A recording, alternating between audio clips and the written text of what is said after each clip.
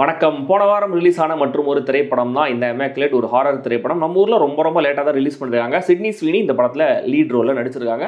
ப்ரொடியூஸும் பண்ணியிருக்காங்க. கிட்டத்தட்ட 10 வருஷமாக இந்த ஸ்கிரிப்டை வச்சுக்கிட்டு ப்ரொடியூசர்ஸை தேடி இந்த இயக்குனர் அலைஞ்சிட்டு இருந்தார். அண்ட் 10 வருஷத்துக்கு முன்னாடியே சிட்னி ஸ்வீனி இந்த டைட்டில் ரோலுக்கு ஆடிஷன் பண்ணி செலக்ட் ஆயிருக்காங்க போல இருக்கு.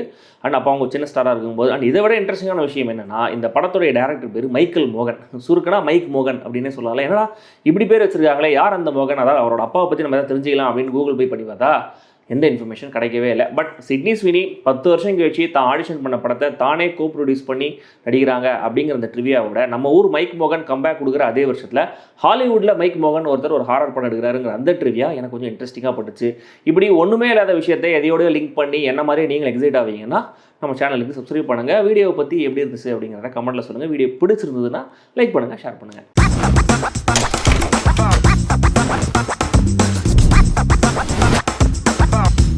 இம்மாக்குலேட் இட்டாலியில் ஒரு பெரிய பழங்கால சர்ச். ஒரு நாள் நைட் ஒரு சிஸ்டர் ப்ரே பண்ணிவிட்டு ரகசியமாக அங்கேருந்து தப்பிச்சு போகலான்னு பார்க்குறாங்க. சாவியெல்லாம் திருடிட்டு கேட்டை திறக்கலாம் அப்படின்னு போகும்போது முகத்தில் சகப்பு கலர் மாஸ்க்லாம் போட்டுட்டு நன்ஸ் சில பேர் தப்பிச்சு போக நினைக்கிற இந்த சிஸ்டரை பிடிச்சி அவங்க காலை கொடூரமாக உடச்சி அப்படியே ஒரு காஃபினில் வச்சு உயிரோட புதைச்சிடுறாங்க. இதுதான் இந்த படத்தோடைய ஓப்பனிங்.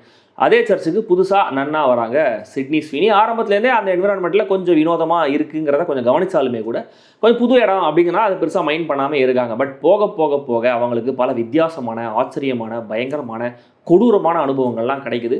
அதையெல்லாம் அவங்க சமாளித்தாங்களா, இல்லை முதல்ல தப்பிக்க ட்ரை பண்ண அந்த நன் மாதிரியே கஷ்டப்பட்டாங்களா? இதெல்லாம் தான் இந்த immaculate.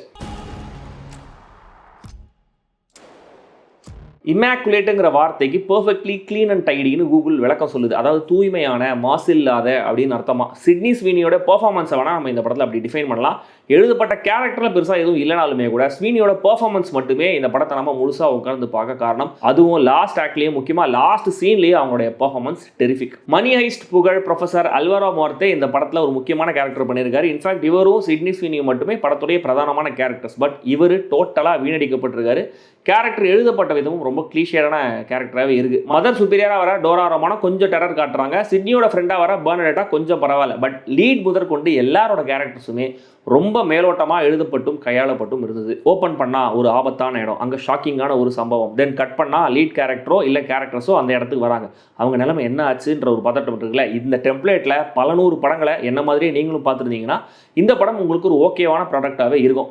Ready or Not, Hostel, Don't Breathe, Shutter ஐலண்ட்னு பல படங்களுடைய கலவையாகவே இந்த மொத்த படமும் இருக்கிறதுனால ஒரிஜினலாகவும் எதுவும் ஃபீல் ஆகலை. ஆல்ரெடி நான் சொன்ன மாதிரி சிட்னி ஸ்வீனியோட டெடிகேட்டடான பெர்ஃபார்மன்ஸ். படம் ஆரம்பித்த 3/4 மணி நேரம் ஆக்சுவலாக கொஞ்சம் பெட்டராகவே கொண்டு போயிருக்காங்க. அட்லீஸ்ட் நான் எதிர்பார்த்ததை விட கொஞ்சம் பெட்டராக தான் இருந்துச்சு. பட் ஒன்ஸ் அந்த இடத்தோட சஸ்பென்ஸ் என்ன, ஏன் எல்லாம் நடக்குதுங்கிற அந்த காரணம் உனக்கு புரிய ஆரம்பிக்கிற அந்த மொமெண்ட்லேருந்து படம் டமால்னு அதல பாதாளத்தில் விழுந்துருது.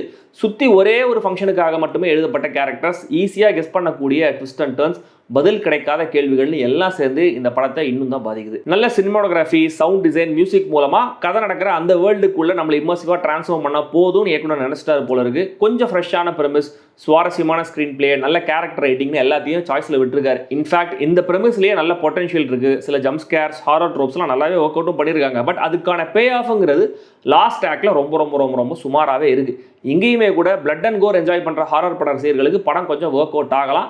அண்ட் படத்துடைய முடிவுமே கூட கொஞ்சம் அன்கன்வென்ஷனலாகவே இருந்துச்சு. மொத்தத்தில் இந்த இம்மாக்குலேட் ஒரு சுமாரான ஹாரர் திரைப்படம். மோசம்னு சொல்ல முடியாத ஹாரர் எலிமெண்ட்ஸ், ஓகேவான ப்ரெமிஸ், சிட்னி ஸ்வீனியோட பிரசன்ஸ், பிளட் அண்ட் கோரோட முடிகிற கிளைமேக்ஸ், இதெல்லாம் உங்களுக்கு ஒத்து வரும் அப்படின்னா ட்ரை பண்ணி பாருங்கள். படம் இப்போதைக்கு தியேட்டர்ஸில் மட்டும் ஓடிட்டு இருக்கு. சப்டைட்டில்ஸ் இல்லை அண்ட் ஸ்ட்ரிக்ட்லி அடல்ட்ஸ் ஒன்லி.